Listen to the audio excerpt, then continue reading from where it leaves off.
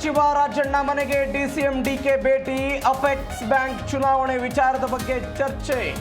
ಕುತೂಹಲ ಕೆರಳಿಸಿದ ರಾಜಣ್ಣ ಡಿಸಿಎಂ ಡಿಕೆಶಿ ಭೇಟಿ. ಭೈರತಿ ಬಸವರಾಜ್ ಪತ್ತೆಗೆ ಮುಂದುವರೆದ ಸಿಐಡಿ ಶೋಧ. ಗೋವಾ ಪುಣೆಯಲ್ಲಿ 2 ವಿಶೇಷ ತಂಡಗಳಿಂದ ತಲಾಶ್. ಯಾವುದೇ ಕ್ಷಣದಲ್ಲಾದರೂ ಬಿಜೆಪಿ ಶಾಸಕ ಬಂಧನ.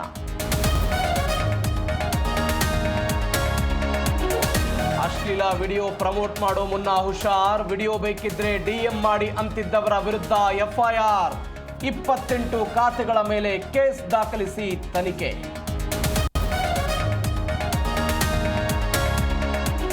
ಇಂದಿನಿಂದ ಪಲ್ಸ್ ಪೋಲಿಯೋ ಕಾರ್ಯಕ್ರಮ. ಇಂದು ಕಾರ್ಯಕ್ರಮಕ್ಕೆ ಸಿಎಂ ಆರೋಗ್ಯ ಸಚಿವರಿಂದ ಚಾಲನೆ. ರಾಜ್ಯದಲ್ಲಿ 62 ಲಕ್ಷ ಮಕ್ಕಳಿಗೆ ಪೋಲಿಯೋ ಹಾಕೋ ಗುರಿ.